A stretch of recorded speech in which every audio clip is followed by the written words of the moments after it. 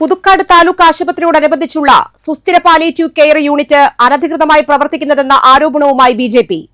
ആശുപത്രി കോമ്പൌണ്ടിൽ പ്രവർത്തിക്കുന്ന palliative care unit ആശുപത്രി വികസനത്തിന് തടസ്സമാണെന്നും സ്ഥാപനത്തെ ആശുപത്രി കോമ്പൌണ്ടിൽ നിന്നും മാറ്റണമെന്നാവശ്യപ്പെട്ട് ബിജെപി പുതുക്കാട് മണ്ഡലം കമ്മിറ്റി ആവശ്യപ്പെട്ടു. ആരോപണം രാഷ്ട്രീയ പ്രേരിതമെന്ന് സൊസൈറ്റി. പുതുക്കാട് താലൂക്ക് ആശുപത്രിയോടനുബന്ധിച്ചുള്ള സുസ്ഥിര പാലിയേറ്റീവ് കെയർ യൂണിറ്റ് അനധികൃതമായി പ്രവർത്തിക്കുന്നതെന്ന ആരോപണവുമായി ബിജെപി.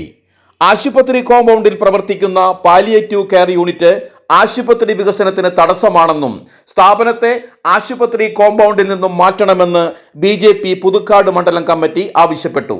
ആരോപണം രാഷ്ട്രീയ പ്രേരിതമെന്ന് സൊസൈറ്റി.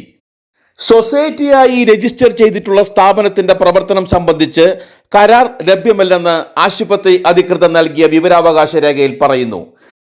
പാലിയേറ്റീവ് യൂണിറ്റിലെ ജീവനക്കാർ ഉപയോഗിക്കുന്ന വെള്ളം, വൈദ്യുതി തുടങ്ങി മറ്റു സൗകര്യങ്ങൾക്കൊന്നും ആശുപത്രിയിലേക്ക് തുകയൊന്നും ലഭിക്കുന്നില്ലെന്നും താലൂക്ക് ആശുപത്രിയുടെ പേരിൽ സമീപ പ്രദേശങ്ങളിലും സ്ഥാപനങ്ങളിലും ബോക്സ് സ്ഥാപിച്ച് നടത്തുന്ന പണപ്പിരിവിലൂടെയുള്ള വരുമാനം ദുരുപയോഗം ചെയ്യുകയാണെന്നും ബിജെപി ആരോപിച്ചു.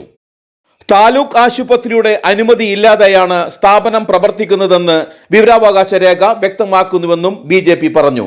ത്രിതല പഞ്ചായത്തുകളുടെ ഫണ്ട് ഉപയോഗിച്ച് 2006 പ്രവർത്തനം ആരംഭിച്ച സൊസൈറ്റിയുടെ സേവന സന്നദ്ധ പ്രവർത്തനങ്ങൾ തടയുന്നതിനുള്ള നീക്കം രാഷ്ട്രീയ പ്രേരിതമാണെന്ന് സുസ്ഥിര പാലിയേറ്റീവ് സൊസൈറ്റി പ്രസിഡന്റ് പി തങ്കം പറഞ്ഞു.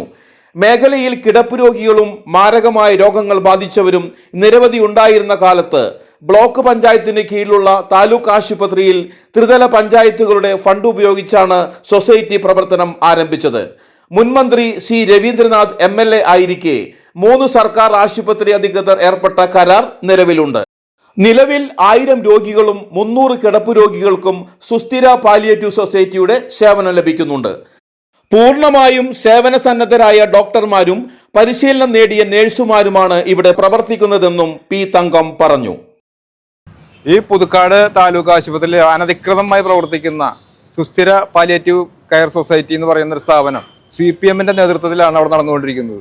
വർഷങ്ങളായിട്ട് അതിന്റെ പേരിൽ ഗവൺമെന്റ് ആശുപത്രിയുടെ പേരിലും വളരെയധികം ഫണ്ട് പിരിവും പല കടകളിലും ഈ സംഭാവന ബോക്സ് വെച്ചിട്ട് ഫണ്ട് പിരിവ് നടത്തുന്നുണ്ട്. അനധികൃതമായി നടത്തുന്ന ഈ സ്ഥാപനം എത്രയും പെട്ടെന്ന് അടച്ചുപൂട്ടി അവർക്ക് നടത്തണമെങ്കിൽ നടത്തിക്കോട്ടെ. അവർ വേറെ ഏതെങ്കിലും ബ്ലോക്ക് ഓഫീസിലോ ഏതെങ്കിലും സ്ഥലത്ത് കൊണ്ടുപോയി നടത്തിക്കോട്ടെ.